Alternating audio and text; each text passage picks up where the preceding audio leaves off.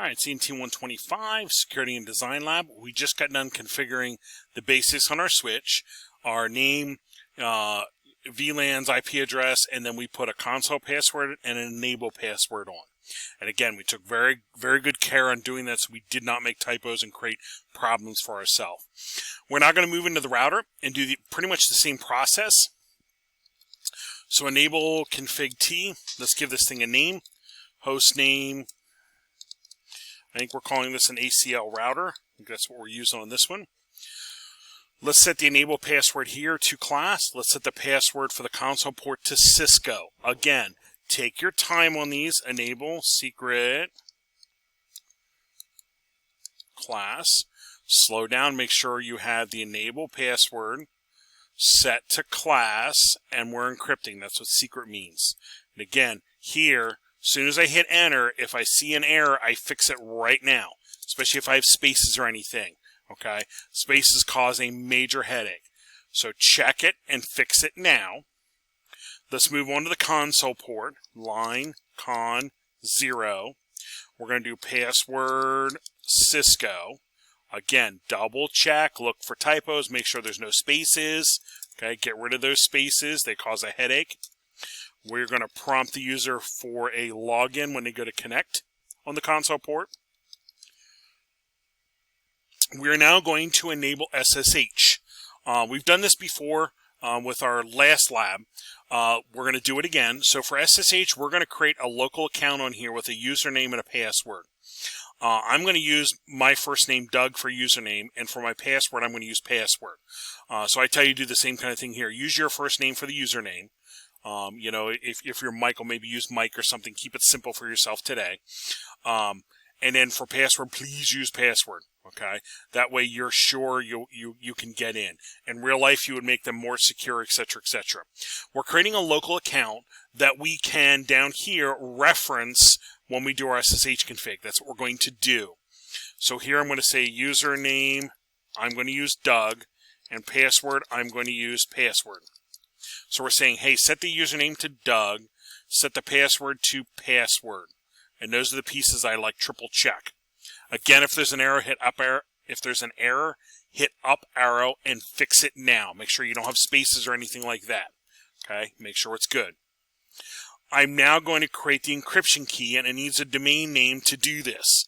IP domain name CNT.org. We're going to do crypto key generate RSA. Crypto key generate RSA. We're going to do 1024. It created the key for us. Excellent. Go back here. Okay. We now are going to enable SSH on my virtual terminals. So we're going to say line VTY 015. And we're going to say transport input SSH. Transport input SSH. Login local, meaning use this local account we just created. This password up here, this local username and password up here. Use that for them to log in. And now we'll say exit.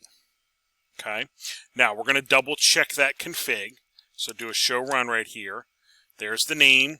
There's the name we created. Here's the enable password of secret encrypted. There's the domain name. I'm going to keep going. Here's the username, Doug, password. There it is. I'm going to keep going. Down here is where we have the line console password Cisco.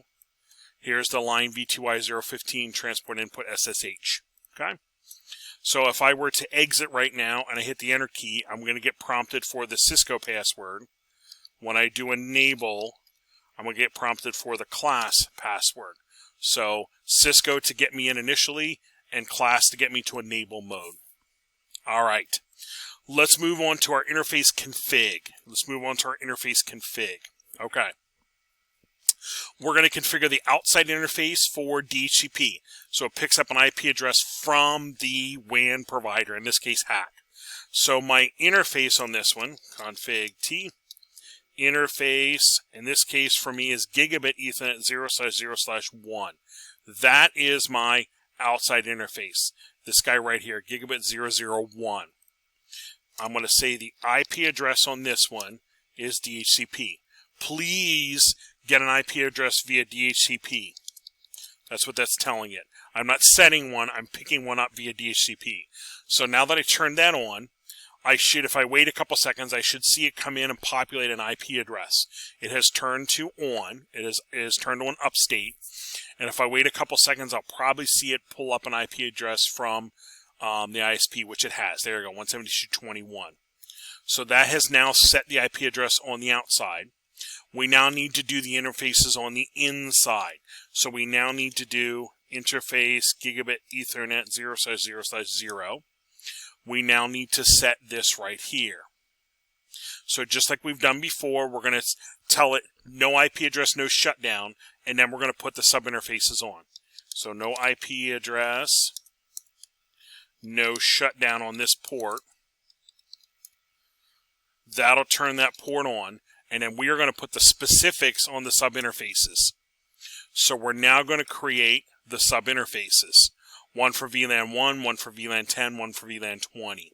So interface, I'm using gigabit 0/0/0.1 for VLAN 1.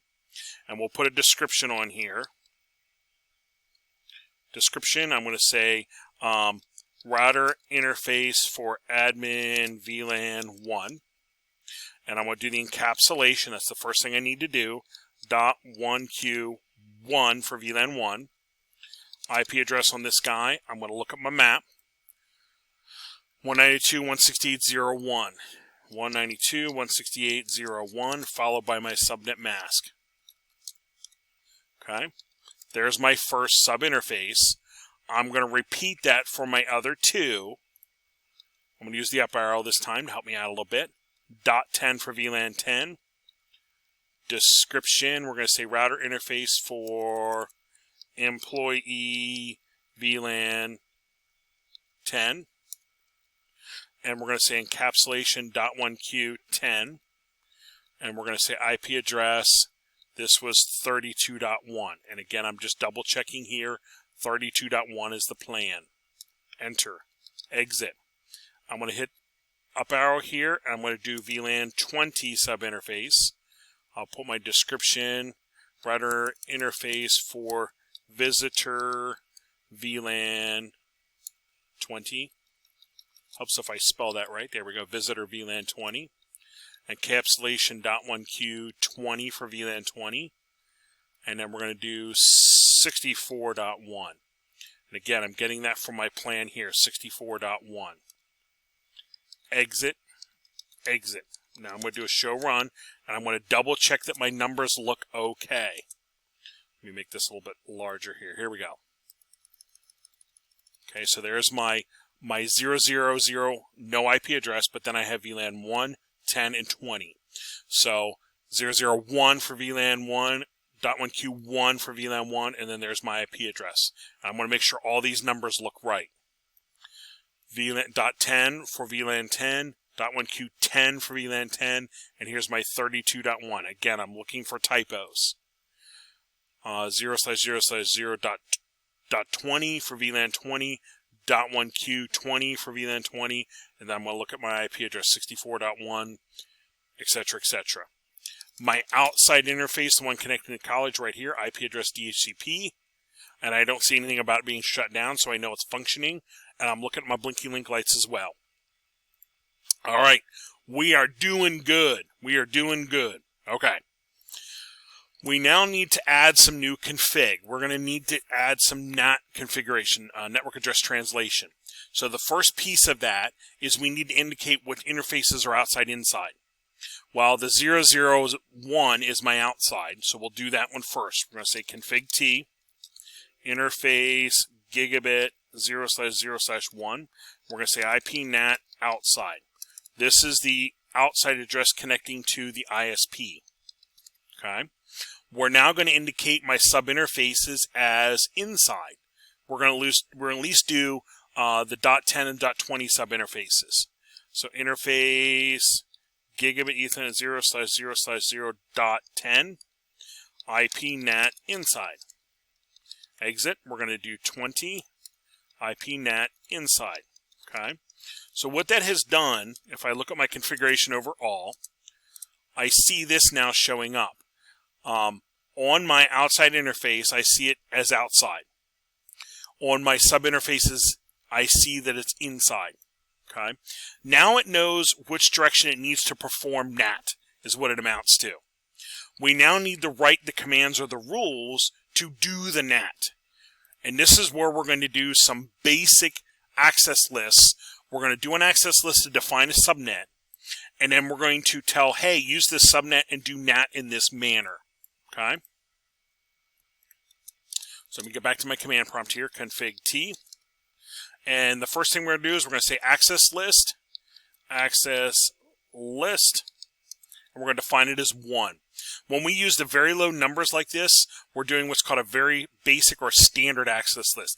We're basically going to define a subnet, and then we're going to tell in another command, hey, use this access list 1, use this subnet, and do something with it. So access list 1, we're going to permit our subnet for that network, 192.168.32.0. That is the subnet for here, for the employee, 32.0. That's why we wrote it up there. And now we need the inverse mask. So 0, 0. Okay, we borrowed 3 bits.